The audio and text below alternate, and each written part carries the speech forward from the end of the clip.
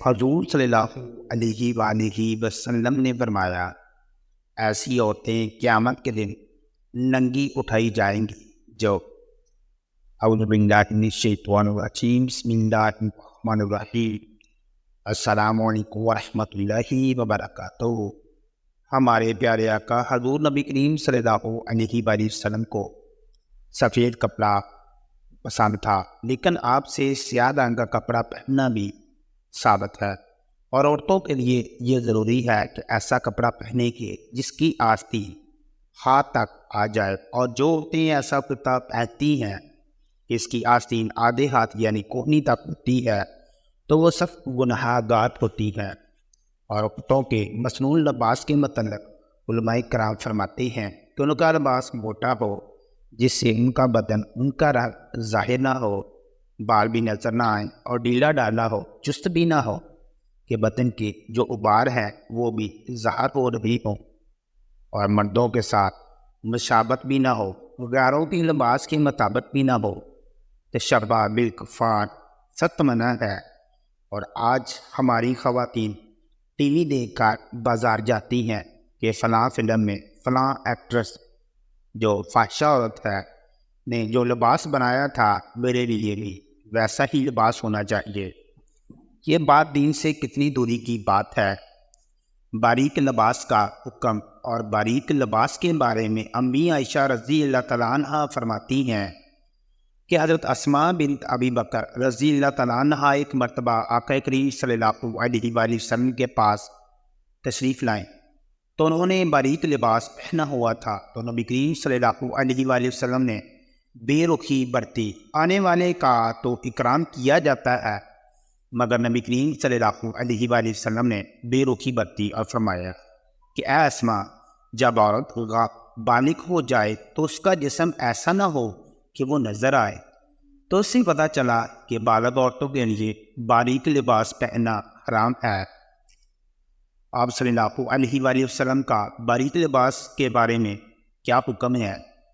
حضرت عبداللہ بن عمر رضی اللہ تعالیٰ عنہ فرماتے ہیں کہ نبی کریم صلی اللہ علیہ وآلہ وسلم کے پاس ایک لباس کا جوڑا آیا، اور ساتھ میں شامی کپڑا بھی تھا۔ جوڑا تو آپ صلی اللہ علیہ وآلہ وسلم نے مجھے دے دیا، اور شامی کپڑا جو کہ بہت باریک تھا وہ حضرت اسامہ رضی اللہ تعالیٰ عنہ کو دے دیا۔ جب میں جوڑے میں ملبوس ہو کر گیا تو آپ صلی اللہ علیہ وآلہ وسلم نے حضرت اسامہ سے پوچھا، اے اسامہ، آپ بتائیں کہ آپ نے اس کپڑے کا کیا کیا؟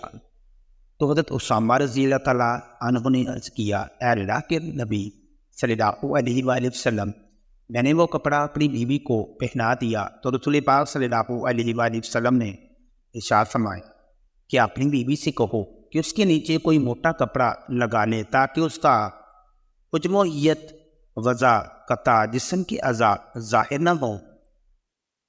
تو اس سے ظاہر ہوا کہ اگر کوئی باریک کپڑا ہو تو نیچے استر لگانا ضروری ہے۔ امی عائشہ کا باریک دوپٹہ پھاڑ دینا۔ آج کا دوپٹہ تو ان خواتین کو منوباری محسوس ہوتا ہے۔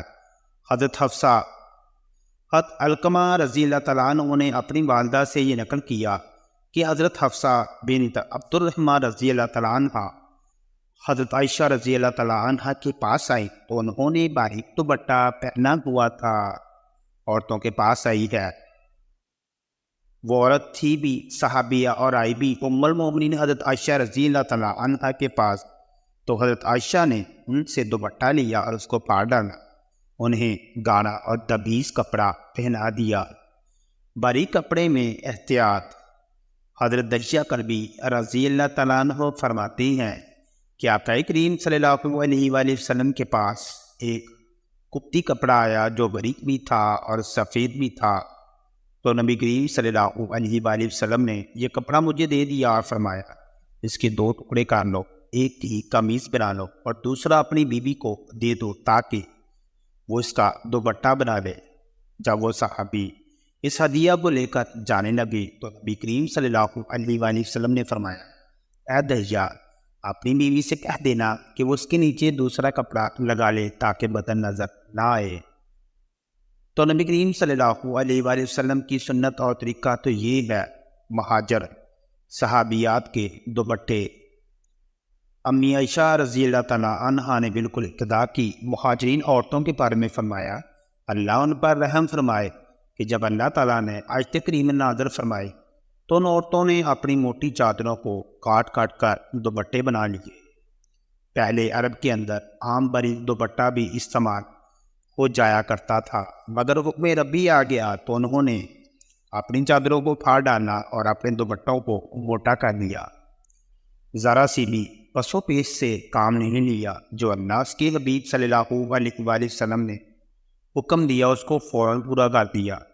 آپ جانتے ہیں صحابہ و صحابیات کے دور میں کپڑا بہت کم ہوتا تھا کہ کپڑے کے حوالہ سے بہت مشکلات پیش آتی، یہاں تک کہ بعض صحابہ کرام جب کپڑے سے کفن دینا ہوتا تو ان کو صرف ایک چادر ملتی، جس سے سر چھپاتے تو پاؤں ننگے ہوتے اور پاؤں چھپانے سے سر ننگا۔ اللہ اکبر! اس وقت بھی ایسا پردہ اس لیے ضروری ہے کہ ایسا اور بری کپڑا نہ پہنے جس میں سے بدن نظر آئے، کیونکہ ایسی عورتیں قیامت کو ایسی حالت میں اٹھائی جائیں گی کہ ان کے لیے لباس نہ ہوگا۔ حضور اکرم صلی اللہ علیہ وآلہ وسلم نے حدیث میں یہی مضمون فرمایا ہے، اے مسلمانوں، یہ ضروری مسائل اپنے گھر میں سب عورتوں کو سنا دو۔ سبحان اللہ! اللہ تعالیٰ ہمیں زیادہ سے زیادہ سنتوں پر عمل کرنے کی توفیق عطا فرمائے، آمین یا رب العالمین۔ جزاک اللہ خیرا۔